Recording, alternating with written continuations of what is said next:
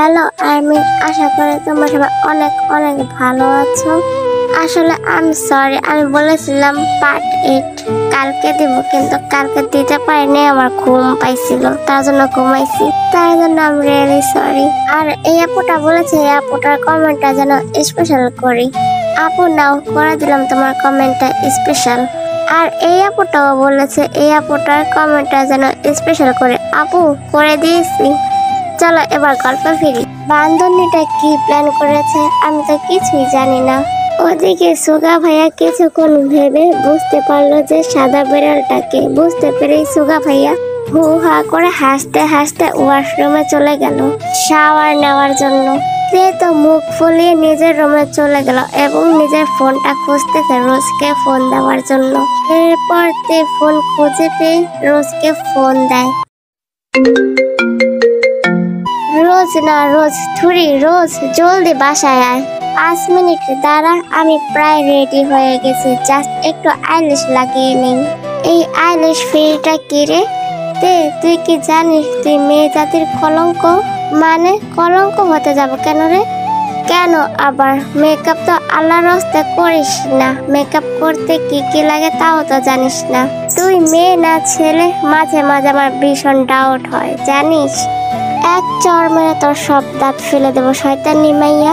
বকরির খালাম্মা, হনুমানের নানি, বলদের বলদি। কে থামিয়ে রোজ ফোনের ওপাশ থেকে বলে উঠল, হইছে পরে গালি দিস বোন, আমি আইতেছি, একটু ওয়েট কর। বলেই হুট করে লাইনটা কেটে দিয়ে একটা স্বস্তির নিঃশ্বাস ফেললো রোজ। এদিকে রাগে বোম্বাই মরিচের মতো লাল হয়ে গেছে আর বলতে লাগলো, বলে কি এই মেয়ে, আমি নাকি ছেলে নাকি মেয়ে তাতেও এই সন্দেহ হয়। আসুক খালি মজা দেখাবো। ওইদিকে সুগা ভাইয়া শাওয়ার নিয়ে বের হয়ে দেখে 6টা 30 মিনিট। বাইক নিয়ে যেতেও মিনিমাম 15 মিনিট লাগবে। তার মানে হাতে পাক্কা 15 মিনিট আছে। এর মধ্যে রেডি হওয়া খাওয়া দুটোই করতে হবে। কাবার্ড খুলে একটা white colour and black colour ডিজাইনের মধ্যে একটা শার্ট অ্যান্ড একটা ব্ল্যাক কালার প্যান্ট পরে নিল। প্যান্টের এক সাইডে চেন সিস্টেম রয়েছে। হাতে একটা ব্র্যান্ডের ওয়াচ পরে চুলগুলো ভেজা হওয়ায় টাওয়াল দিয়ে ভালোভাবে মুছে নিল। দেন ব্রাশ দিয়ে চুলগুলো সেট করে নিল। তারপর চোখে একটা ব্ল্যাক কালারের সানগ্লাস। ব্যাস মিস্টার পারফেক্ট, একেবারে কিলার লুক। সুগা ভাইয়া ফোন টিপতে সিঁড়ি বেয়ে নিচে নামছিল। আর ঠিক সেম টাইমে রোজও সিঁড়ি বেয়ে উপরে উঠতেছিল। রোজের পরনে একটা নেভি ব্লু গর্জিয়াস শাড়ি। সেই শাড়িটা ধরে ধরে নিচের দিকে তাকিয়ে খুব সাবধানে উপরে উঠতেছিল, রোজ যেন পায়েতে শাড়ি লেগে না পড়ে যায়। এভাবে দুজনের বেখেয়ালিপনায় হুট করে ধাক্কা লেগে যায় আর তার জন্য রোজ পড়ে যেতে নেয় এবং তৎক্ষণাৎ সুগা ভাইয়া রোজকে ধরে ফেলে এবং পড়ে যাওয়া থেকে আটকে দেয়। রোজের তো চোখে মুখে খুশির ঝিলিক আর সাথে অবাকও হয়েছে বটে। রোজ এতটাও আশা করেনি কখনো। সুগা ভাইয়া একরাশ বিরক্তি নিয়ে রোজকে সোজা করে দাঁড় করিয়ে দেখে শুনে চলবে বলেই গট গট করে ওকে ছেড়ে নিচে নেমে গেল। রোজ এখনো মূর্ধ নয়নে সুগা ভাইয়া যাওয়ার দিকে তাকিয়ে আছে। রুম থেকে বেরিয়ে দেখে রোজ এক ধ্যানে নিচের দিকে তাকিয়ে আছে। রোজের মাথায় একটা চাটি মেরে বলে উঠলো, কিরে কোন ধান্দায় আছিস বলতো? আয় জলদি আয়, আমাকে রেডি হতে হবে তো। রোজের হুঁশ ফেরায় রোজ একটা ছোট্ট করে হাই তুলে প্রশ্নের অপেক্ষা করতে হাত ধরে নিয়ে আসে রুমে। বুঝলো না হঠাৎ রোজের কি হলো। ওসব ভাবতে ভাবতে চোখেই পড়েনি রোজ শাড়ি পরেছে, যার ফলস্বরূপ রোজ মুখ ফুলিয়ে বলে উঠলো, কি রে তিহু, তুই আমাকে বলি না যে কেমন লাগছে? এত কষ্ট করে সেজে গুজে আসলাম আর তুই একটু কমপ্লিমেন্টও দিলি না। যা, তোর সাথে কথাই নেই। রাগ করেছি অবশ্যই, যার জন্য সাজলাম সে তো দেখলো না। রোজের কথায় ওর উপর থেকে নিচ পর্যন্ত চোখ বুলিয়ে ফিউজড হয়ে গেল। যেন নেভি ব্লু কালারের শাড়িটা দারুণ মানিয়েছে রোজকে।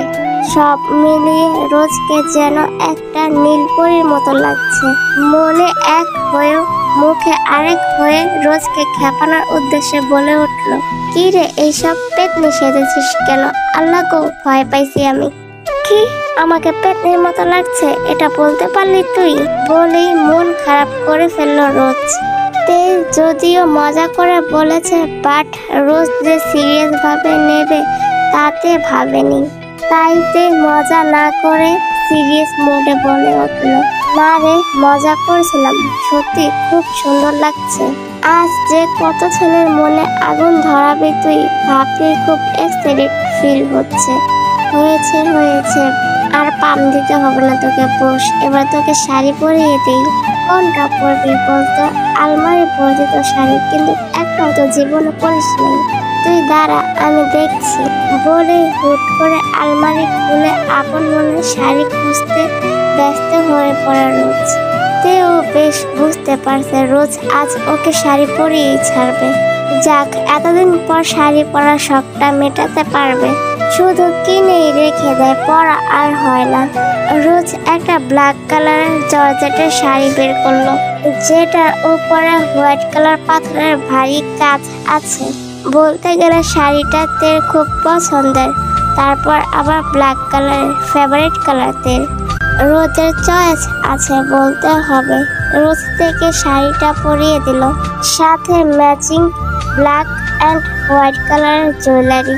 নাক ফুটা করা হয়নি, তাই নাক ফুল বাদে গলায় হার আর কানে দুল। চুলগুলো এমনিতে স্টেক, তাই কষ্ট করে আর ম্যাচিং দিয়ে করতে হয়নি। চুলগুলো দুই ভাগে ভাগ করে অর্ধেক সামনে নিয়ে এলো আর বাকি অর্ধেক পিঠে ছেড়ে দিল। কোমর অবধি চুলগুলো এক সাইডে সিথি করে নিল। এইতে মেকআপ করবি? এই না না, আমি ওসব করি না, আর আমার কাছে নেইও। জাস্ট কাজল আর লিপস্টিক আছে, এগুলো দিলেই বেশি সেজেছি মনে হয়। আর তুই মেকআপ? আচ্ছা ঠিক আছে, কাজল আর রেড লিপস্টিক দে।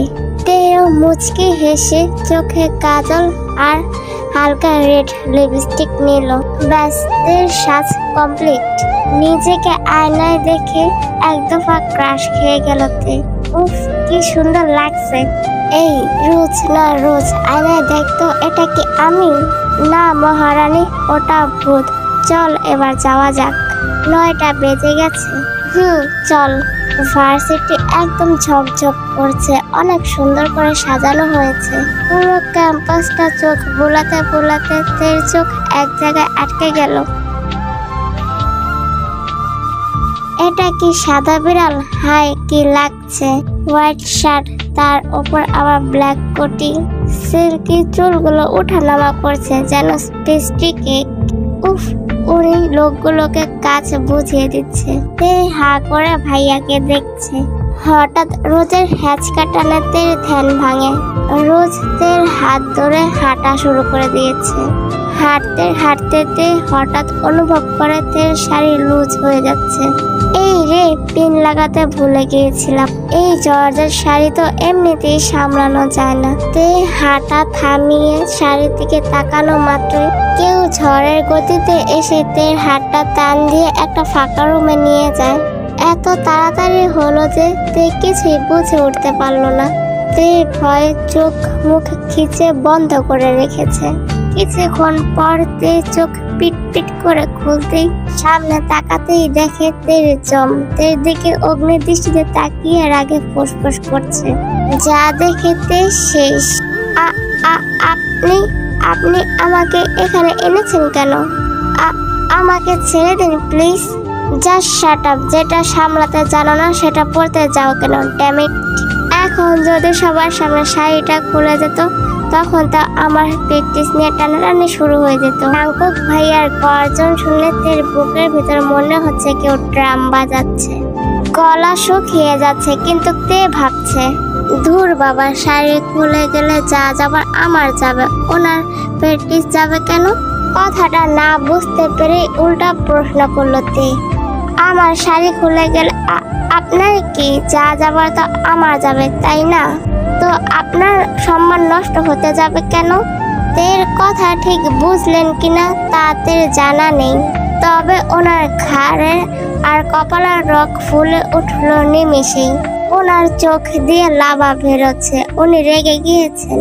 তের পাশের দেওয়ালে সজোরে ঘুষি মারলো, যা দেখতে ভয়ে আটকে উঠলো।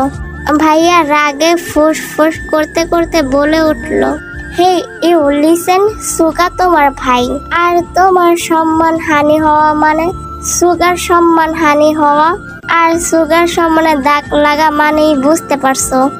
আর আমি বেঁচে থাকতে তা কোনোদিনই হতে দেব না। Got it? হে আর্মি, আজ এতটুকুই, বাকিটা আবার পরের পার্টে দেব। আমার প্রচুর ঘুম পাইছে। সবাইকে গুড নাইট, সবাই ভালো থেকো, টাটা।